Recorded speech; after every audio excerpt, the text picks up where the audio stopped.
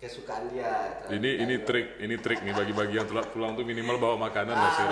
Minimal bawa makanan ya. Di bibit atlet sendiri bagaimana? Potensi kita seperti apa sekarang ini? Potensi ya Air matanya keluar. Luar biasa ya.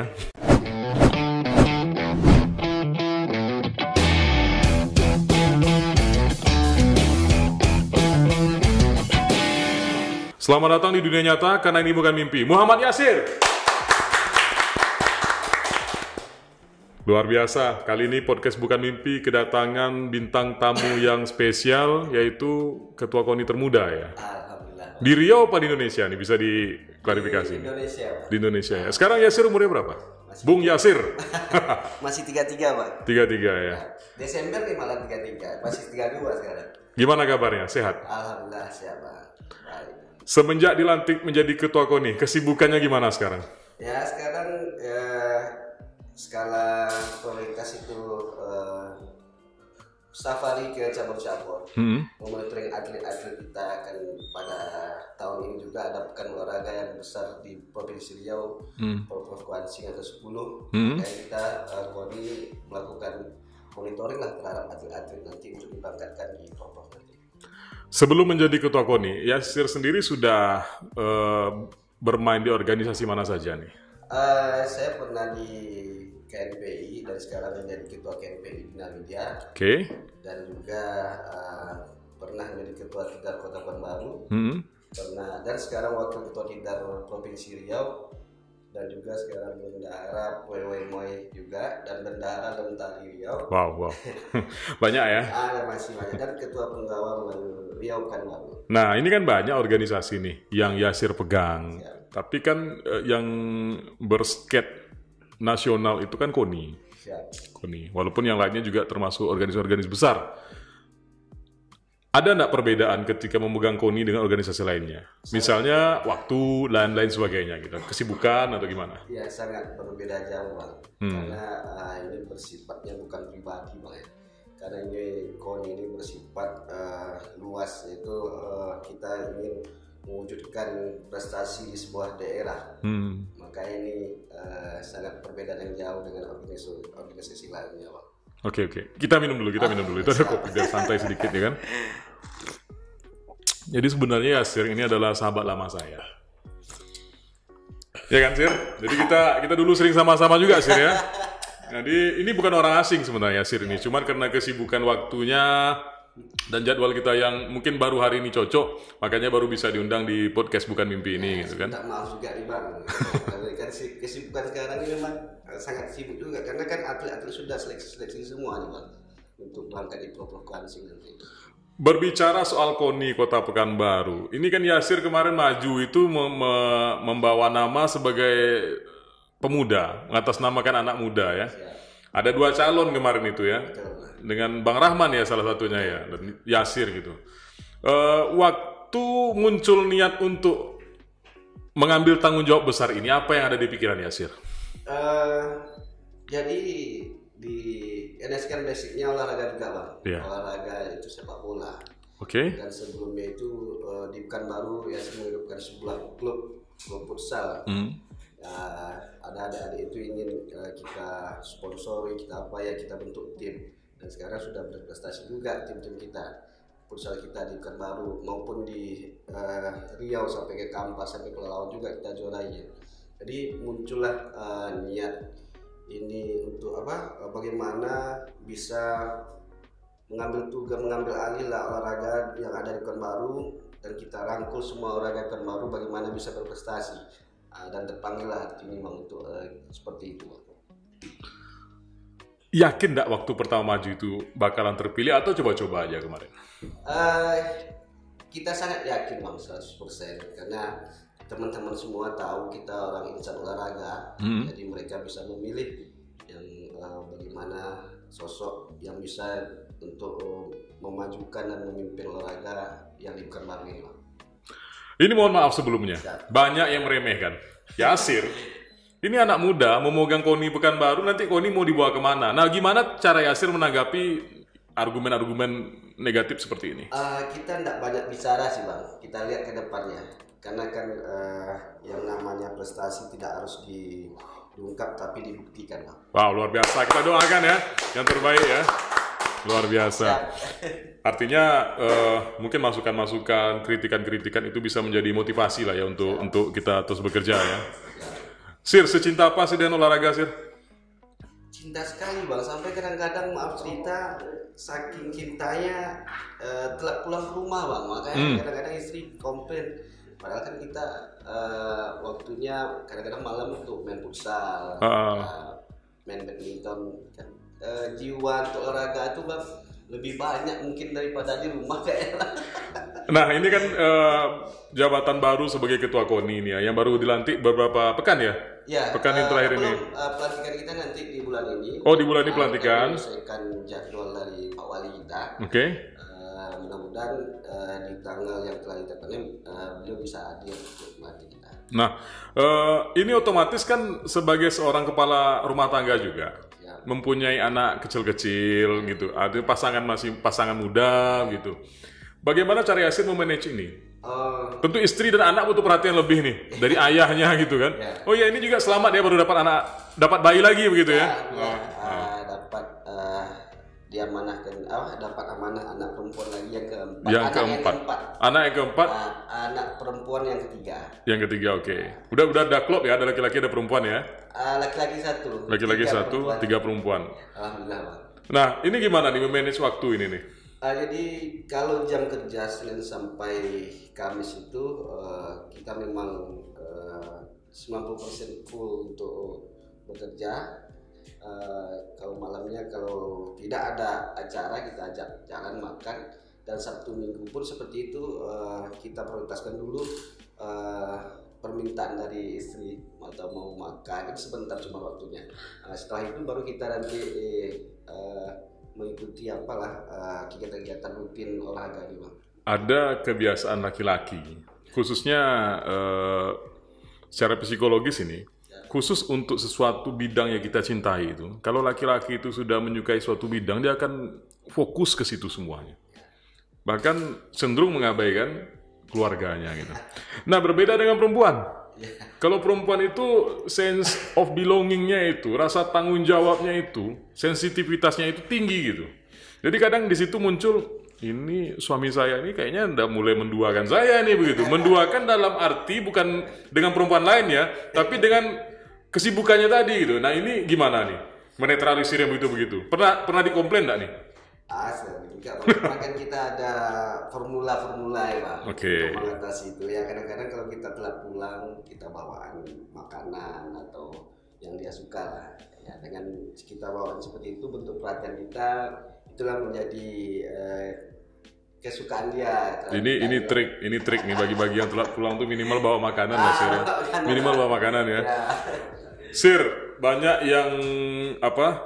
yang tahu sosok Bung Yasir ini sebagai salah seorang yang mencintai olahraga, menjadi ketua di berbagai bidang, kemudian sekarang memegang jabatan sebagai ketua KONI terpilih Kota Pekanbaru.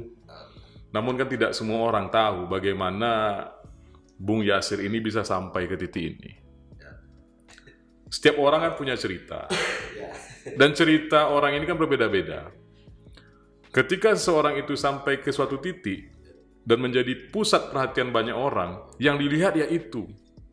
Yang dilihat ya kesenangan dan pencapaian dia saat itu. Tapi banyak yang tidak tahu, sudah seberapa besar pengorbanan yang dilakukan untuk itu. Sudah berapa banyak keringat yang ditumpahkan untuk itu. Sudah berapa banyak mungkin darah yang harus terkucur untuk itu. Mungkin bisa diceritakan Yasir berasal dari mana, keluarganya mungkin basicnya apa gitu. Ya, kalau saya sendiri Bang, lahir di Bangkinang Bang ya. Bangkinang, orang tua pun asli Bangkinang, di Kampar. Ayah sama ibu Bangkinang. Setelah tamat pesantren di Darun Nado Bangkinang. Alumni Darun Nado, ya. Anak pesantren, santri, wow. Kita berangkat kuliah ke Pekanbaru di UIN Suskario jurusan hukum. Ini kalau nggak salah ini tamu alumni Darun Nado yang keempat Iya, Ki ya. Iya, Ki. Di sini ada banyak narasumber itu rata-rata alumni Darunado gitu. Kalau Darunado itu abituran namanya, Pak. Bukan alumni, abituran. Abituran ya betul. Ada beberapa orang narasumber itu yang dari Darun di sini gitu. Luar biasa, tamatan Darun. Lanjut. Jadi kita kuliah di 2008, ya mungkin agak lama juga selesai Bang, sampai 2014. Oke. Ya itu bukan karena main-main juga. Jadi 2011 kita dipercaya oleh ayahanda kita Haji Abdul Ghaffar Usman selaku mantan anggota DPD RI perwakilan Riau. Ya kita sebagai staf ahlinya waktu itu, Bang. Sambil kuliah, ketika dia balik Pekanbaru kita mendampingi beliau. Mungkin karena itu agak telat selesai kuliahnya, Pak. Nah, setelah itu kita diterima lagi bekerja di pemerintah Kota Pekanbaru tahun 2013 di bagian protokoler. Protokol Pemko ya. Pak Firdaus. Iya. Pak Firdaus Ayat sampai 2019. Dan seterusnya kita cobalah belajar jadi usaha kecil-kecilan lah, Pak. Kecilan, ada kerjaan, ada kontrak, ada apa ya kita. Jadi pengusaha lah intinya ya. Kemudian sekarang menjadi ketua KONI. 9 itu kita mendorong adik-adik juga, Bang, yang seperti futsal tadi. Dapat uang kita bina adik-adik ini main futsal, ada turnamen kita ikuti mereka sampai mereka mendapatkan prestasi juara. Ya sampai sekarang lah, Bang, adik-adik kita yang pemain-pemain futsal, dan antara itu pemain-pemain kita itu udah sampai ke Liga Pro, Bang. Di pusat kan mainnya. Futsal ya? Ya, futsal. Arti mau klub Pekanbaru? Dia diambil oleh per klub ya? Per klub, Bang, diambil oleh daerah-daerah lain lah, Bang, untuk bermain di liga. Nah, kalau bicara pencapaian, apakah KONI ini sudah menjadi pencapaian tertinggi atau masih ada target yang lebih besar ke depannya? Saat ini tertinggi, Bang. Terus ini ya? Saat ini tertinggi, alhamdulillah. Ya memang tidak disangka-sangka juga, kita yakinkan diri, Bang, untuk maju dengan niat ingin membangun olahraga dan memajukan olahraga di Pekanbaru. Biasanya, ini kebiasaan ya, ada beberapa orang itu yang ketika dia sudah sampai ke titik yang diinginkan dia akan melihat titik yang lebih baru. Itu kecenderungan manusia. Sifat dasar manusia tidak pernah puas. Ya untuk sekarang ini, Bang, kita ingin mewujudkan bagaimana kita memberikan prestasi dulu untuk olahraga di Pekanbaru, Bang. Itu saat ini, Bang. Apa yang sudah Bung Yasir lihat? Yasir kan sudah melakukan roadshow nih ya ke berbagai cabur yang ada di Pekanbaru. Mungkin kalau dari konteks permasalahan apa yang dilihat di berbagai cabur ini secara umumnya? Mungkin prasarana sih, Bang. Prasarana, alat raganya yang mungkin belum terpenuhi. Kita sudah mendatanya, mudah-mudahan nanti di zaman kita menjadi ketua KONI dapat memberikan bantuan untuk prasarana atlet-atlet yang Kota Pekanbaru. Kalau dari bibit atlet sendiri bagaimana? Potensi kita seperti apa sekarang ini? Potensi ya untuk di Prof nanti kita memang optimis juara umum, Bang. Karena di Pekanbaru ini kan kita sama-sama tahu barometer dan gudang atlet. Ya kita dan alhamdulillah juga kemarin baru selesai audiensi dengan Pak Wali dan Pak Sekda, mereka mendukung penuh untuk olahraga di Pekanbaru. Jadi mereka sangat semangat bagaimana kita bisa mencapai juara umum di Porprov Kansing nanti. Karena di tahun-tahun sebelumnya Porprov 7 sampai 9 kita lepas juara umumnya, Bang. Jadi dari 1 sampai 6 kan baru juara umum. Jadi ini mungkin target, ini mungkin tantangan.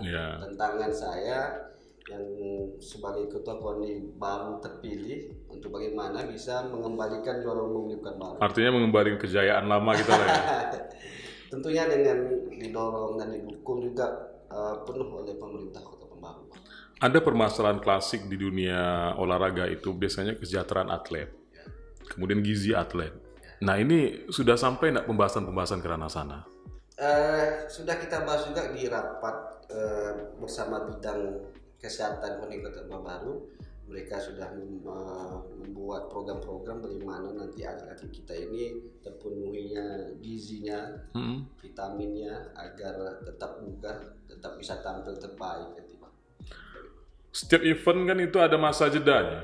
Misalnya Porprov, nanti ada kejuaraan-kejuaraan lainnya. Nah, untuk mengisi masa jeda ini, di sini biasanya atlet sering lost tuh, kurang kontrol dan lain sebagainya. Kalau Yasir sendiri melihat event-event olahraga di Pekanbaru ini sudah cukup atau perlu ditambah lagi ke depannya supaya tidak adanya jeda antara atlet ini gitu? Perlu lagi Bang, karena 2 tahun belakang kita tahu pandemi ya. Pandemi COVID-19 itu sangat memukul hati insan olahraga sehingga tidak bisa mewujudkan bakatnya, sehingga olahraga yang di Indonesia ini malah tidak berjalan. Makanya di tahun 2023 nanti dengan didukung penuh oleh pemerintah Pekanbaru, kita akan mengadakan event kejuaraan tingkat kota di tahun depan. Nah, bicara karakteristik kepemimpinan, ada pemimpin yang biasanya tipikalnya begini, dia menjadi seorang leader, dia memetakan permasalahan yang ada, dia bentuk tim, kemudian dia serahkan kepercayaan penuh kepada tim tadi untuk menjalankan permasalahan itu. Ada juga tipikal leader, dia petakan masalah, dia bentuk tim, dan dia turun langsung bersama tim ini. Nah, kalau Yasir tipikal mana di antara dua ini, atau ada yang ketiga? Kalau saya sih Bang, sederhana saja, kita nanti bentuk tim dan kita beri target-target mereka. Kita pantau, kita monitor apakah mereka mencapai target dari program-program yang mereka bikin atau tidak. Kalau Yasir melihat tim ini seperti apa? Mitra kah? Keluarga kah? Atau bagaimana? Ya tentu pertama kali keluarga Bang. Keluarga kita bangun hubungan ini seperti hubungan keluarga, ya kita sampaikan seperti penyampaian keluarga biar suasana keluarga mendekatkan diri sama pengurus-pengurus yang ada. Jadi tidak kan karena masih muda nih Bang, pengurus KONI itu Bang nggak ada yang di bawah saya Bang. Rata-rata di atas Yasir semuanya. Jadi kita harus pandai juga untuk menyesuaikan diri juga di pengurus KONI. Kita hargai, kita percayakan kepada mereka karena mereka itu yang jadi pengurus KONI saya rasa memang sudah mengabdikan dirinya untuk olahraga khususnya di Pekanbaru. Masukan-masukan dari para senior bagaimana? Banyak sekali masukan senior. Alhamdulillah senior sangat mendukung dan mereka menyampaikan kita ikut semangat dengan adanya ini kata-kata senior dengan adanya orang-orang muda, dengan adanya kaum muda yang ingin mengabdikan dirinya di olahraga, mereka sangat mendukung, sangat senang sekali. Maka itu dengan senior-senior sendiri yang bilang seperti itu tentu tambah semangat kita Bang. Dan kita kita niatkan tidak akan mengecewakan senior-senior kita tuh. Luar biasa semangatnya. Sir, kompleknya sebuah cerita ataupun sebuah kisah itu kalau di dalamnya itu ada berbagai macam rona ya. Misalnya begini, film itu indah kalau di dalamnya itu ada kisah sedihnya. Izin Bang ya. Silakan minum. Kita tanya terus nih minum. Enak. Memang kalau ngobrol sambil minum ini kita bisa lupa waktu nih Sir. Silakan minum. Jadi ada kisah sedihnya, ada kisah bahagianya, kisah ketika berhasil, kisah ketika rugi, kisah ketika ditipu dan lain sebagainya. Pernah enggak dalam hidup ini Yasir itu mengalami titik terendah? Titik terendah itu artinya ketika kita berharap dengan sesuatu, ternyata yang kita dapatkan lain dan di situ kita sudah nggak tahu lagi mau ngapain dan bingung mau berbuat apa gitu. Jujur sih Bang, kalau dari segi pendapatan kan kadang-kadang kan kita kemarin kan beberapa tahun lalu honorer Bang. Honorer kita sama-sama tahu. Kadang-kadang dirapel kan gitu. Iya betul. Ya, kalau titik terendahnya itu yang dirapel tadi kan Bang, kita menunggu gaji ya itu sangat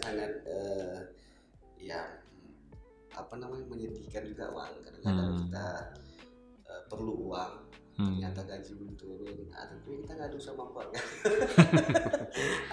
Jadi dan untuk di KONI sendiri saya sudah ingin sekali kemarin di tahun sebelumnya untuk masuk di pengurus KONI, tapi alhamdulillah tidak dilibatkan pengurus KONI sebelumnya. Tapi Allah berkata lain sekarang, Pak. Alhamdulillah Allah memberikan amanah langsung menjadi ketua KONI untuk saat ini, Pak. Luar biasa.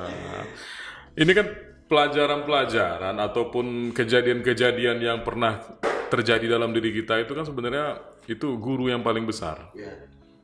Tadi Yasir cerita soal pernah honor, kemudian gaji pernah mendat ya kan, dan pernah sampai harus minta tolong ke keluarga, minjam duit sama keluarga gitu untuk memenuhi kebutuhan. Ya. Sekarang kan sudah jadi pemimpin tuh. Siap. Nah, kemudian terhadap anggota-anggotanya yang honor gimana nih? Tentu ini kan bisa menjadi pertimbangan sendiri nih. Jadi gini, Bang.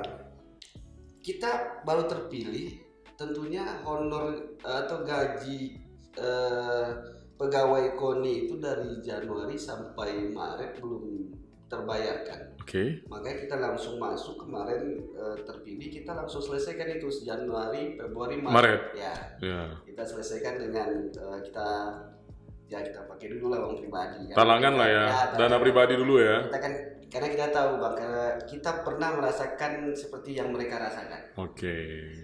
Artinya hikmahnya itu, ternyata kadang-kadang Tuhan itu menghancurkan rencana kita sebelum rencana kita itu yang menghancurkan kita. Jadi kadang-kadang kita nih punya sesuatu yang kita planning kan nih dalam hidup. Kita pengen jadi itu. Kita pengen masuk ke situ.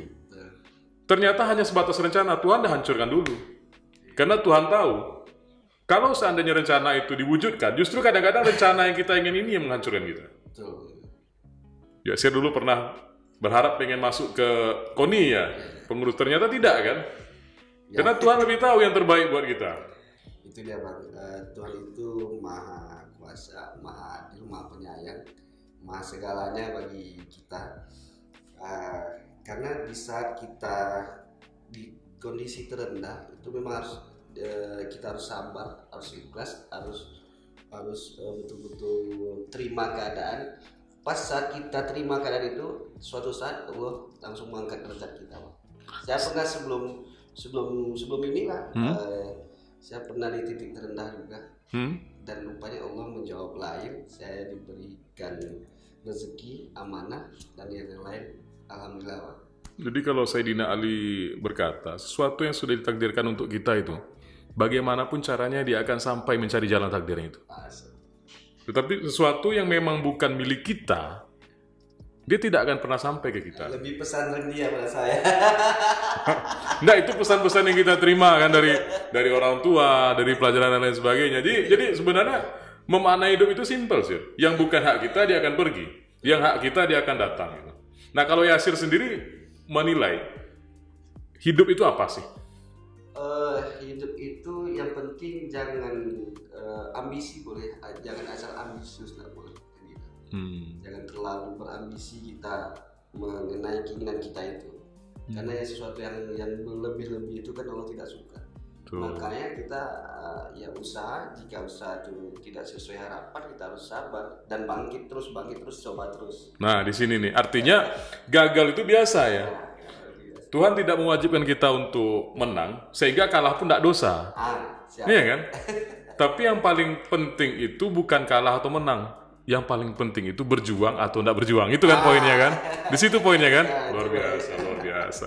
Sir, jangan berhenti di situ, harus terus berjuang. Siapa orang yang paling berarti dalam hidup Yasir mungkin selain istri dan anak-anak tadi? Ibu. Sedekat apa dengan ibu? Ya, kalau ibu tuh tidak bisa sih kita ungkapkan dengan kata-kata, Pak. Saya maju di KONI aja, kalau beliau tidak restu saya tidak maju. Kemarin sebelum maju KONI, saya minta restu dulu sama ibu. Saya cuci kakinya, saya minum air dari cuci kaki itu. Alhamdulillah ibu merestui semua dan mendoakan. Jadi kalau terkait orang tua saya tidak bisa cerita. Seperti itulah sama ibu. Ada salah seorang sahabat mendatangi Rasulullah nih. Rasulullah katanya, saya pengen melihat wajah Allah katanya. Allah itu tersenyum enggak katanya. Rasul bilang tersenyum. Jadi kalau mulai Allah tersenyum, mana dia senyum ibumu katanya. Apa pesan ibu yang sampai sekarang Yasir pegang?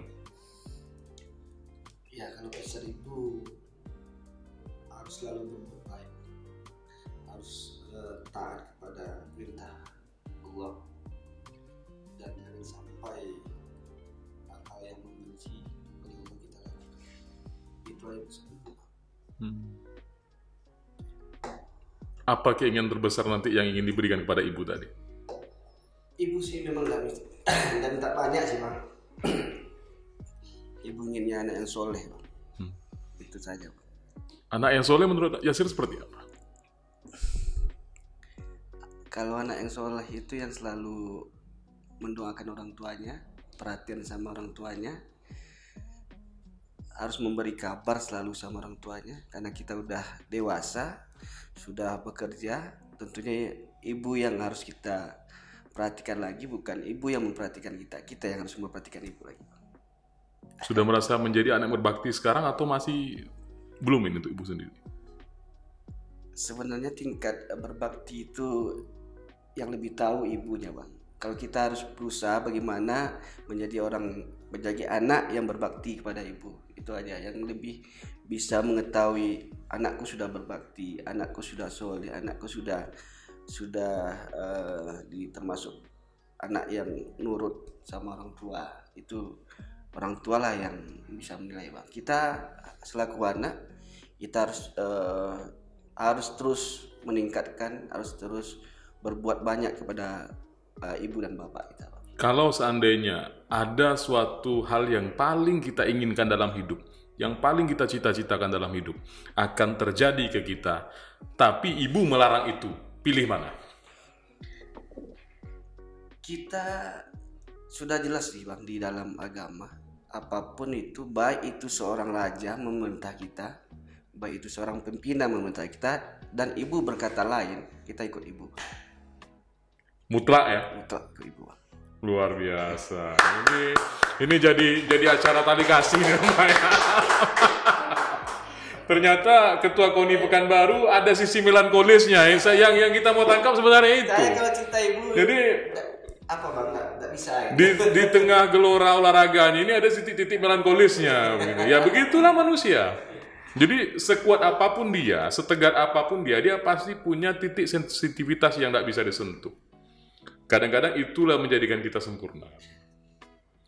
Nah, Yasir. Ini lu banget. Silakan. Nanti kalau kurang kita tambah.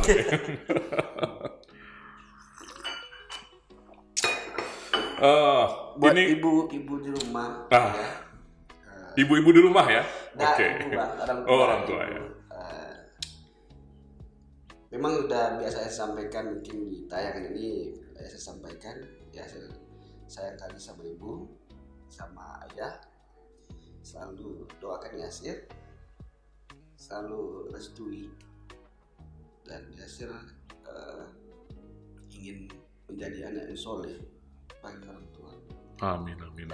Kita doakan semoga Ibu Yasir sehat selalu ya, dan juga ibu-ibu kita ataupun orang tua yang lainnya yang menonton podcast ini juga sehat dan diridhoi oleh Allah gitu. Air matanya keluar. Luar biasa ya. Sir, sukses terus. Siap, abangku. Terima kasih sudah mau hadir ke podcast Bukan Mimpi. Ya, terima kasih. Ini ada tanggung jawab besar yang sekarang lagi diemban. Tetap belajar, berjuang, dan semangat. Jangan pernah putus asa. Siap, kita saling support, saling membantu. Jadi, seperti biasanya sih di segmen terakhir ini, ada satu pertanyaan yang kami berikan kepada seluruh bintang tamu yang hadir. Jadi podcast kita ini kan judulnya Bukan Mimpi.